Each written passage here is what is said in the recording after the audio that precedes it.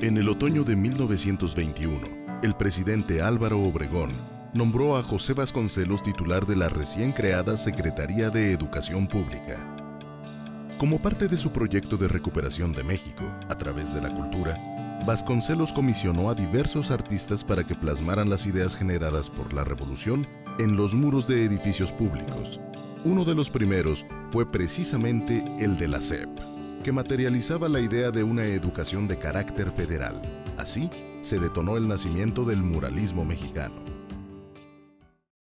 Es un primer ejercicio de contar una historia, pero no es una historia lineal, es una pintura que tiene que ir acorde con la función fundamental del edificio. Se trata de narrar una historia que muestre al país en su proceso de transformación, pero que también muestre elementos constitutivos del país, ¿no? O sea, que muestre el trabajo, que muestre lo que está pasando en ese momento, el reparto de las tierras, pero que muestre también de pronto las festividades, las tradiciones, también a sus héroes, a sus figuras míticas, a sus mártires. Diego Rivera en el Patio del Trabajo representa los trabajos más importantes que se realizaban en México, como la metalurgia, la cerámica, el tinte en telas, pero también pone a las tehuanas, por ejemplo, porque para él las tehuanas eran este símbolo de resistencia al imperialismo, a lo español. El primer mural que pinta es la maestra rural, pero la maestra rural es la tierra misma. Está hablando de la enseñanza primigenia. Estaba usando el término masón. Por eso vemos a Zapata como otro de los grandes maestros. Por eso vemos incluso a La Máquina como uno de los grandes maestros dentro de la SEP. La maestra rural y la liberación del peón, que son dos murales que están como a los lados de la escalera que sube, son también lo femenino y lo masculino. La maestra rural es fundamental precisamente porque se le puede dar la lectura inmediata en este marco de las misiones culturales, que es una idea extraordinaria. Mandar a tus mejores intelectuales a dar clases a comunidades de 100, 150 personas. En El Trapiche, donde se muele la caña de azúcar, Rivera presenta una visión del trabajo con los ritmos que impone el movimiento de cada tarea. Por un certero juego de líneas contrapuestas, pone en evidencia la estructura de la composición.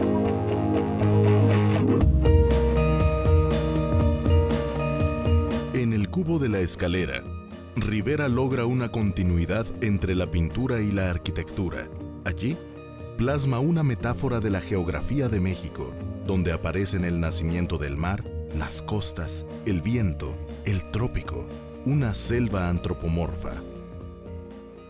El cubo de la escalera, que fue, digamos, el primer experimento en donde realmente aparece esta narrativa, ya es un ir subiendo la escalera, viviendo los murales.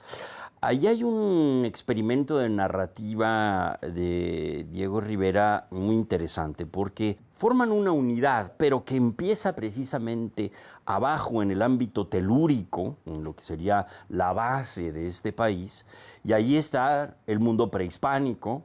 Es la primera vez que retoma una pieza prehispánica en un mural, es la Xochipilli, que es el dios de las flores. Es como de la vegetación, es una escultura preciosa que hoy podemos ver en el Museo Nacional de Antropología, y es la primera vez que Diego toma una pieza para dar identidad y esta continuidad a la historia de México desde la cultura prehispánica. Por eso es importantísima esa escalera. Y además arriba hay un autorretrato de él como cabizbajo, un poco como dormido, que toma de una foto que le toma Edward Weston y que sale con la escuadra y el compás. Es donde el doctor Renato González Melo dice que está como celebrando su paso a un nivel iniciático superior de la logia Rosacruz Quetzalcóatl. Hay un buzo, por ejemplo, que sale de las profundidades de la tierra y refiere a un cuento de Giovanni Papini, en donde sale el buzo, ve la humanidad y se regresa al fondo del mar.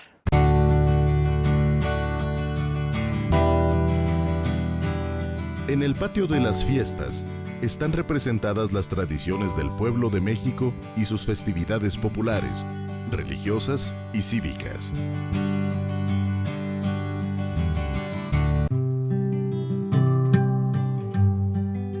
Los 26 paneles que Rivera pintó en los corredores del segundo piso del Patio de las Fiestas ilustran las estrofas de 3 corridos mexicanos: La balada de Zapata, la Revolución Agraria Mexicana de 1910 y Así será la Revolución Proletaria. Todos tienen un leitmotiv recurrente: el contraste entre la apología del movimiento revolucionario y una crítica a sus oponentes y detractores. En los distintos paneles va a presentar distintos aspectos de la propia revolución, de su proyecto, ¿no?, hacia el futuro, de la participación de la gente. Va a haber desde un Zapata, por ejemplo, al que le están cantando sus propias huestes, pero va a estar también una figura como la propia Frida Kahlo. Hay que recordar que en este momento el comunismo era una opción muy viable y que además la mayoría de los artistas pertenecían al Partido Comunista Mexicano. Diego Rivera pinta de 1923 a 28, antes de irse a la Unión Soviética, pero cuando regresa sigue pintando el corrido de la Revolución. David Alfaro Siqueiros, uno de los 3 grandes del muralismo mexicano, fue un personaje temperamental, un rebelde político y un artista genial, en búsqueda constante de la innovación.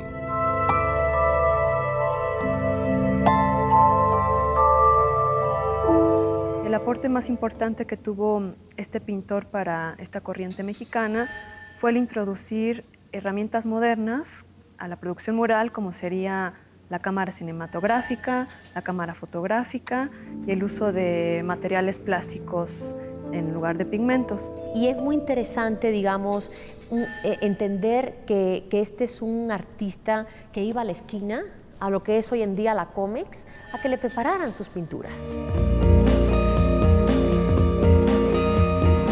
Sobre todo, Siqueiros fue un artista intelectual que estuvo siempre preocupado por la dimensión pública del arte. Muestra de ello son los espacios en los que trabajó durante las últimas décadas de su vida. Él muere el 6 de enero de 1974, no sin antes legar al pueblo de México su casa-habitación, que es este espacio, que es la Sala de Arte Público Siqueiros, su taller de producción en Cuernavaca, Morelos, su archivo personal, que consta de material documental, hemerográfico, de audio y video, y su biblioteca personal. En este ciclo mural, Siqueiros hace una síntesis del inicio de la Revolución de 1910.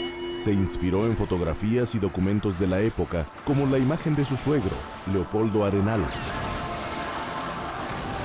El levantamiento revolucionario está representado como una marcha de miles de sombreros de palma que se enfrentan a los poderosos, personificados como un bosque de sombreros de copa que giran alrededor del dictador.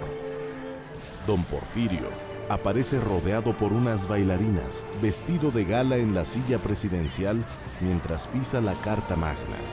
A su lado están los militares de uniforme azul y los científicos vestidos de frac.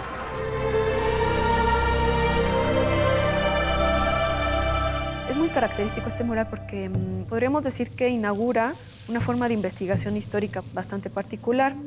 Lo que hacía él era recuperar, hacer como un tipo de atlas histórico, recuperando fotografías de época, de la revolución, de los personajes. Sabemos en su archivo todo el compilado visual que genera para representar de nueva cuenta la acción revolucionaria.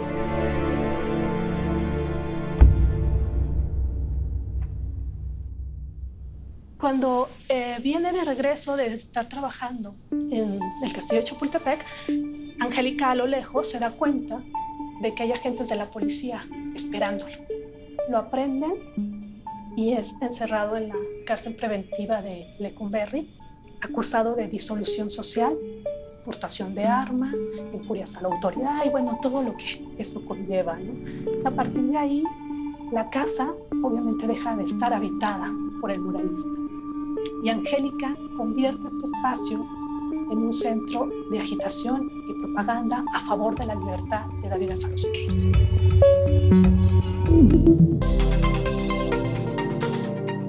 Entre 1960 y 1964, Siqueiros estuvo en Lecumberri.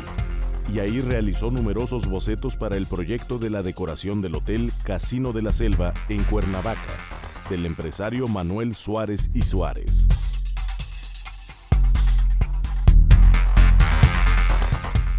Es también en este momento cuando se acerca a él Manuel Suárez, el importante empresario mexicano que era dueño de la cementera Eureka, era también dueño del Hotel Casino de la Selva, del Hotel Mocambo, un importante y rico empresario. Originalmente, Manuel Suárez le propone al Dr. Atrun realizar una gran obra mural en el Casino de la Selva y bueno, el Dr. Atrun le sugiere que él ya no es la opción porque es un hombre muy mayor, pero él cree que la opción más adecuada es Siqueiros y le propone este gran proyecto de decorar las paredes de lo que sería el centro de convenciones del Hotel Casino de la Selva.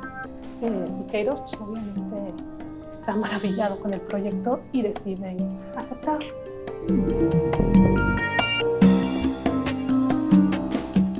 Al salir de prisión, Suárez le propuso a Siqueiros que se fuera a trabajar a Cuernavaca, y así fue como se estableció en La Tallera, un espacio que tenía las dimensiones adecuadas para poder trabajar en murales de gran formato. Ahí es donde inicia entonces el viaje de la familia Siqueiros a la ciudad de Cuernavaca para buscar un terreno donde pudieran montar un gran taller, donde pudieran producir esta obra. Y bueno, escogen, junto obviamente con el apoyo de Manuel Suárez, un terreno en la colonia Jardines de Cuernavaca. Allí es donde se empieza a edificar lo que sería el taller de Siqueiros en Cuernavaca y su casa a un lado.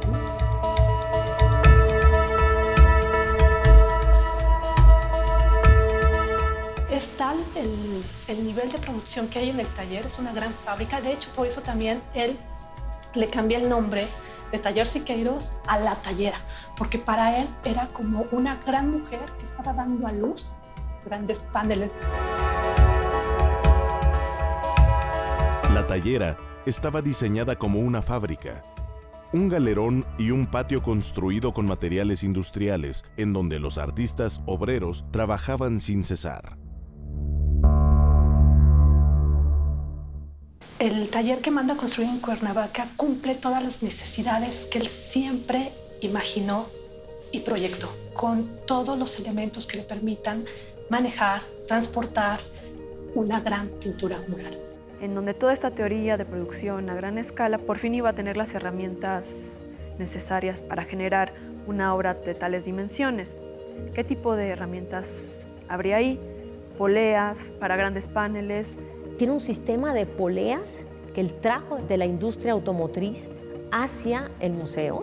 Y esta estructura, pues bueno, originalmente corrían rieles, ¿no? que traspasaban las grúas eléctricas y mecánicas, que le permitía sostener de una forma muy pragmática las grandes capas de murales y tiene unas bodegas subterráneas. Hubo una intervención en el suelo de unos 2 metros hacia abajo. Que Siqueiros utilizaba para bajar la capa pictórica y poder tenerla a la altura. Para poder pintar sin necesidad de subir al andamio, ¿no? Entonces es un sistema que hace que también el taller se vuelva como más dinámico. Es un gran taller, es un taller industrial. Tiene mucha influencia de toda la industria automotriz, porque Siqueiros estaba muy influenciado por la tecnología, porque para él no se puede concebir un arte moderno sin el uso de la tecnología moderna.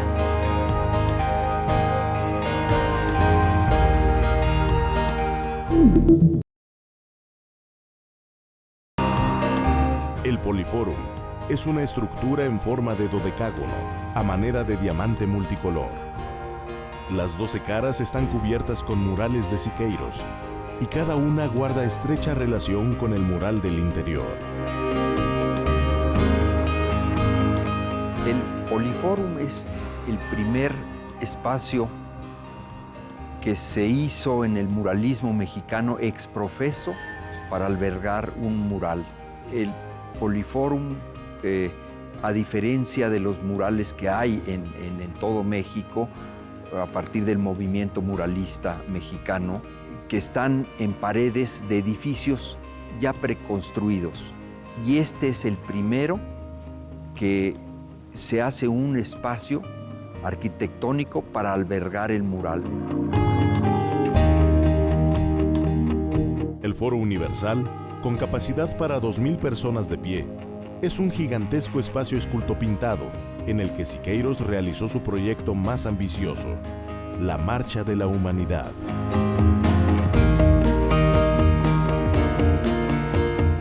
Siqueiros, junto con su equipo de colaboradores, recubren las paredes interiores de lo que sería la Marcha de la Humanidad y son 72 tableros aproximadamente, 2.400 metros cuadrados de producción mural y con un exterior de 12 tableros, con lo que forma un dodecaedro, un diamante, y el techo, la bóveda, originalmente tenía la E, que mucho tiempo se pensó que era la E de Echeverría Álvarez, pero no, era la E de Eureka, de la cementera de la cual Manuel Suárez era el dueño. Entonces, desde las alturas uno podría ver el techo y tenía esta letra, ¿no?, que lo identificaba. Técnicamente, es un logro cinético en el que el artista cuenta con todos los recursos para transmitir la sensación de una marcha en movimiento, masiva e infinita. Y en este mural lo que va a hacer es, por medio de la tecnología y la dinámica de una plataforma, guiar al espectador en su recorrido a través del propio movimiento de este elemento. Que va de acuerdo con lo que Siqueiros decía, de ver como en el cine, ir viendo diferentes perspectivas de este mural, ir viendo diferentes ángulos, y eso es lo que es la poliangularidad. Y eso fue lo que se logró aquí en una conjunción del maestro Siqueiros con la arquitectura para hacer este gran recinto.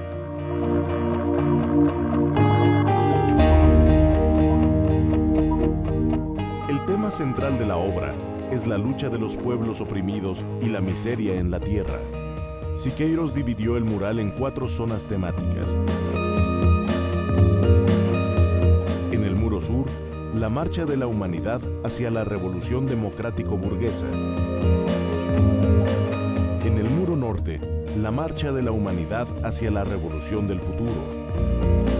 En el muro poniente, la ciencia y la tecnología con las manos del hombre hacia abajo deseosas de crear y utilizar las ciencias. Y en el muro oriente, la paz, la cultura y la armonía con las manos de la mujer hacia arriba. Esta es una historia progresiva, una apología a la ciencia y a la técnica. Es la historia del hombre, muy importante para Siqueiros, que retoma la figura alegórica del Prometeo, que toma el fuego, que se lo da a los hombres, que es el inicio de la técnica, pero también el inicio de la guerra. Entonces retoma ese mito y es el que va a guiar toda esta historia progresiva hasta lo que ellos van a pensar como el futuro del hombre, esta nueva, un año muy importante, ¿no?, para la consolidación de ciertas expectativas tecnológicas y científicas, por ejemplo el año 69, ¿no? Entonces tienen toda una idea de apertura hacia el universo, como era muy constante en esos años. Entonces, en ese punto se consolidó bien el proyecto. También, por ejemplo, aparece una imagen de líder, ¿no?, como el hombre que va a dirigir toda esta acción tecnológica. Retoma iconografía, por ejemplo, de murales que hacen en los años 50. Entonces, podríamos decir que es la conclusión y también un poco una despedida que Siqueiros hace de la producción mural. Como su nombre lo indica, el Polifórum es actualmente un foro múltiple, en donde se realizan actividades de carácter cultural, político y social. Su misión es difundir y preservar la obra escultopictórica de David Alfaro Siqueiros y promover la relevante aportación del muralismo en el ámbito universal.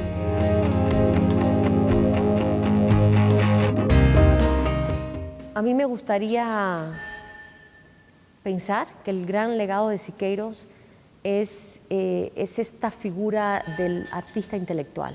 Es un artista que busca un papel en la sociedad y de ahí sus posturas políticas con las que podemos o no podemos estar de acuerdo, pero lo fundamental es este artista que tiene un compromiso con la construcción social. Y yo me quedo con esa figura de Siqueiros.